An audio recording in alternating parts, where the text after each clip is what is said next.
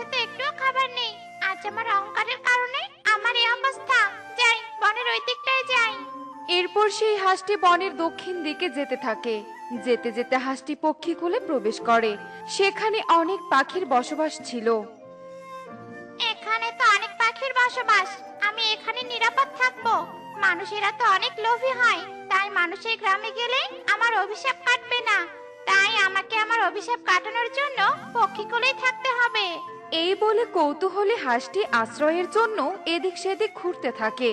এমন সময় আকাশ কালো মেঘে ছেয়ে যায়। মুহূর্তের মধ্যেই শুরু হয় বৃষ্টি।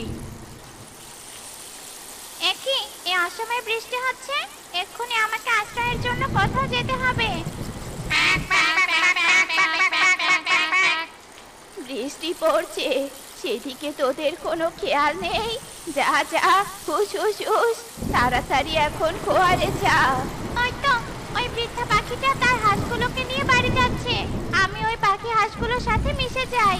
এরপর সেই হাঁসটি বৃদ্ধার বাকি হাঁসগুলোর সাথে মিশে যায়।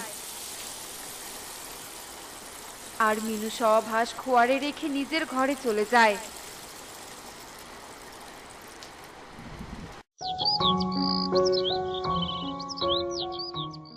আর পরের দিন সকাল হতেই বৃদ্ধা যখন সব হাঁসগুলো দেখতে আসে, সে তো অবাক হয়ে যায়। এ কি, এই হাঁসটা কার? এই হাঁস তো আমার নয়। মনে হচ্ছে পথ ভুলে আমার হাঁসের সাথে এখানে এসেছে। ভালোই হয়েছে, আমি এখন 5টা হাঁসের ডিম বিক্রি করতে পারবো। চিল্লাতে হবে না, বুঝতে পেরেছি তোদের খিদে পেয়েছে। দাঁড়া, আমি তোদের খাবার এনে দিচ্ছি। এরপর মিনু হাঁসদের জন্য খাবার নিয়ে আসে। মনে হচ্ছে এই বৃদ্ধা পাখিটি অনেক ভালো মনের পাখি, হয়তো এর কারণেই আমার অভিশাপ কাটতে পারে। নে নে, এবার চল, তোদের পুকুরে নামিয়ে দিয়ে আমি আবার কাজে যাব। এরপর মিনু সকল হাঁসকে পুকুরে নামিয়ে দিয়ে কাজে চলে যায়। এই বৃদ্ধা অনেক ভালো, তবে আমি এই বৃদ্ধাকে সাহায্য করব। এভাবেই সেই দিন কেটে যায়। পরের দিন সকাল হতেই মিনু যখন খোয়ারে আসে, তখন সে দেখে তার কাছে আসা সেই হাঁসটি সোনার ডিম দিয়েছে। এ কি, এ আমি কি দেখছি? এই হাঁসটি সোনার ডিম দিয়েছে, তবে তো এই হাঁসটি জাদুই হাঁস। এরপর মিনু হাঁসটিকে খপ করে ধরে ফেলে। আমি বুঝতে পেরেছি, তুই একটা জাদুই হাঁস। দে দে, আমাকে আরো সোনার ডিম দে দেখি, নয়তো আমি তোকে বন্দি করে রাখবো। আমি তো ভুল ভেবেছিলাম, এই বৃদ্ধা পাখি অনেক লোভী, আমাকে এক্ষুনি এখান থেকে পালাতে হবে। এরপর হাঁসটি মিনুর হাত থেকে উড়ে সেখান থেকে পালিয়ে যায়। আরে আরে, জাদুই হাঁস, কোথায় যাচ্ছিস? বেশি লোভ করার কারণে হাঁসটি পালিয়ে গেল। আমি ভুল ভেবেছিলাম, পাখিরা অনেক লোভী হয়। এখন যে আমি কোথায় যাই? এ বনে কি একটাও নির্লোভ পাখি নেই?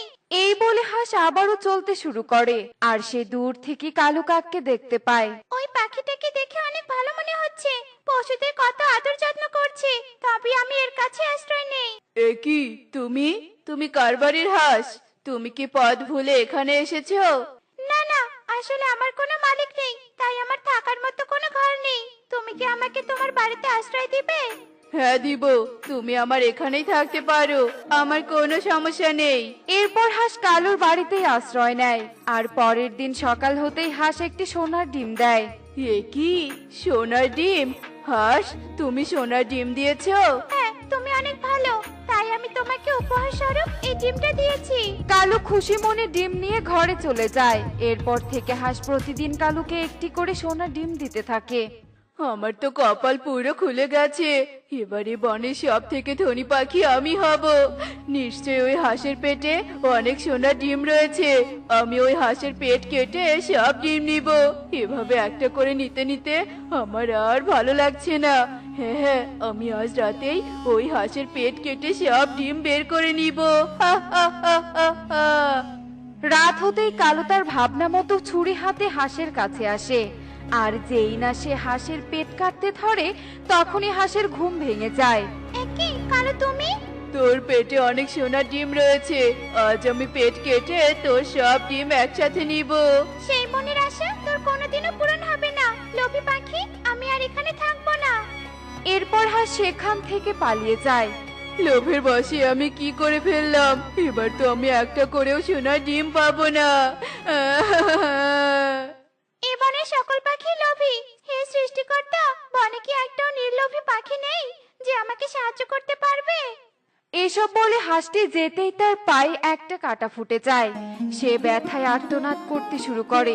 ওই পথ দিয়েই বাজার করে টোনা আর টুকি বাড়ি ফিরছিল।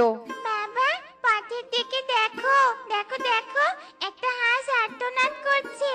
মনে হচ্ছে তার সাহায্যের প্রয়োজন। বাবা, হাঁস, তোমার কি হয়েছে গো? আমার পায়ে কাঁটা ফুটেছে, তার জন্য আমি হাঁটতে পারছি না, খুব ব্যথা করছে। তুমি চিন্তা করো না, আমার বাবা একজন কবিরাজ, সে এক্ষুনি তোমার ব্যথা সারিয়ে দিবে। বাবা, তুমি হাঁসটাকে ভালো করে দাও। এরপর টোনা হাঁসের পা থেকে কাঁটা বের করে আর তার পায়ে কিছু ঔষধ লাগিয়ে দেয়। তারপর তাদের সাথে হাঁসকে তাদের বাড়িতে নিয়ে যায়। টোনা আর টুকির সেবায় হাঁস একদম সুস্থ হয়ে যায়। এদেরকেও সোনার ডিম দিয়ে পরীক্ষা করতে হবে।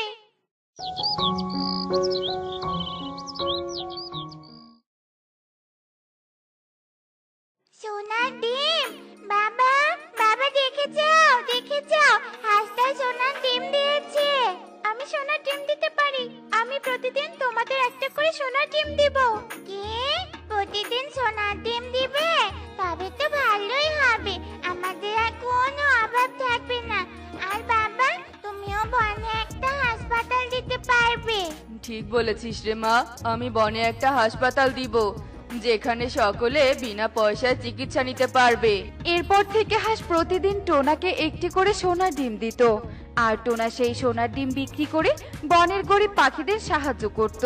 আর সে বনে একটি হাসপাতালও তৈরি করে। হাঁস, আজ তোমার জন্য এসব হয়েছে, তোমার জন্য অসহায় পাখিরা সচ্ছল হয়েছে। এই তো, আমি আমার পরিরূপ ফিরে পেয়েছি। তোমাদের সততা ও প্রশংসায় আমি আমার রূপ ফিরে পেয়েছি। তুমি একটা পরী হয়ে হাঁস হয়েছিলে কেন?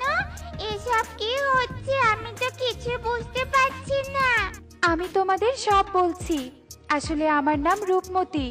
রূপের কারণে আমি পরিরাজ্যে অনেক অহংকার করতাম। ভবিষ্যৎ পরিরানী হব বলে অহংকারে আমি অন্ধ হয়ে গিয়েছিলাম। সকলকে ছোট করতাম, অপমান করতাম। এমনই একদিনের কথা, আমি পরিরাজ্যে ঘুরে বেড়াচ্ছিলাম। এমন সময় আমার নজরে আসে এক আপেল গাছ। এ কি, আমার রাজ্যে এ আমি কি দেখছি? আপেল গাছে মাটির ঘর? এই সামান্য একটা মাটির ঘর কে তৈরি করেছে? পরি, এই আপেল গাছের মাটির ঘরে বদ্যি বুড়ি থাকে। উনি ভিন গ্রহ থেকে এসেছে। শুনেছি এখানে তিনি পরিদের সেবা যত্নের জন্য এসেছে। একটা সামান্য বদ্যি পড়ে আমাদের সেবা যত্ন করবে? আমাদের পরিরাজ্যে আমি যথেষ্ট। আর আমার রাজ্যে এসব গরিবদের মাটির ঘর একদম থাকবে না। প্রহরী, এক্ষুনি এই মাটির ঘর ভেঙে দাও। কি করছো কি তোমরা? আমার ঘর ভাঙছো কেন?